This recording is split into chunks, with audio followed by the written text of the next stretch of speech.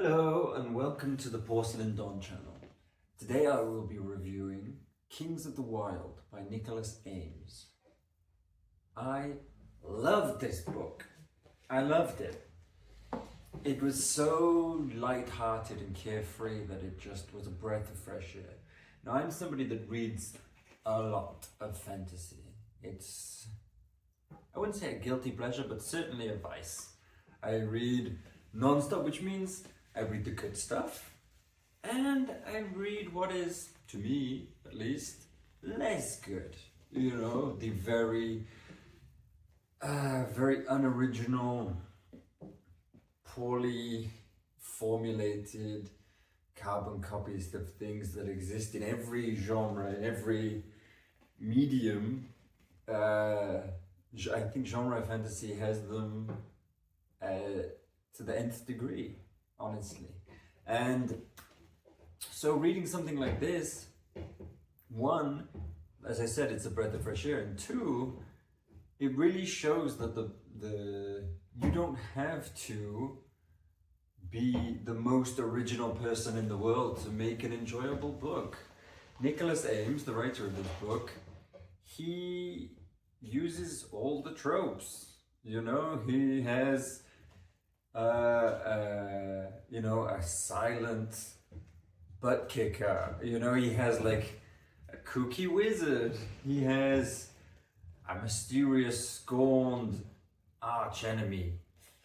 But his twist is that this is funny. It's so funny, this book. He doesn't take himself seriously. He doesn't take the story seriously. It seems like when he's writing it, he's having a good time, and that conveys into the audience having a good time. Something else in this book that was very interesting is that the book takes place around a mercenary group, or a mercenary band, if you will, who are on the back nine. They're somewhat aged, and for one reason or another, they come back together to do a certain mission, which is this whole, former tough guys come out of retirement for one last mission. What could go wrong? This whole thing has been done everywhere. It's done millions and millions of times. But here he writes it like they're a rock band doing a farewell tour. You know, like you have the front man, you have the guitarist, etc. But they're soldiers. So much so that I believe if you go on his site, I think I looked at this, you go on his site and he has a soundtrack to go along with the parts of the book. You know, he picks songs for specific parts, which completely makes sense. And judging by the pacing, at least, of the book, I'm sure that they're all classic rock songs, because it just has that sort of frenetic, energetic, good time feel to it.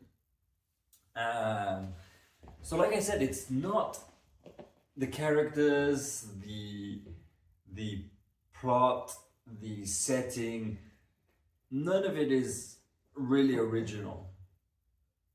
But for me, not being original is not a knock.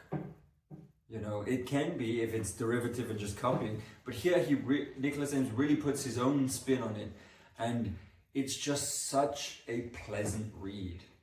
Like, it's a great time. It's a really, really fun, really, really silly romp, almost down memory lane, and you feel like you're in the band. You know, you're rocking one last time. I would heavily recommend this to most people, and definitely all fantasy fans. I think this is a very, very good gateway book where you can give to non-fantasy fans who will be able to appreciate it, because it's not so dense and it is a good time. So if you're trying to you have friends that are sort of light readers or not really fantasy readers, and you want to kind of get them hooked on the fantasy drug, like I am, just read mostly that. Give them this. I really do think it's accessible to anyone, and It's just a good time. So thank you so much, Nicholas Ames. If anyone else has read this and has a different opinion than me, please comment down below. Don't forget to like and subscribe. And also, as ever, if you have anything that you wish that I should read or you suggest that I should read more, let me know and I'll check it out. Okay, bye bye.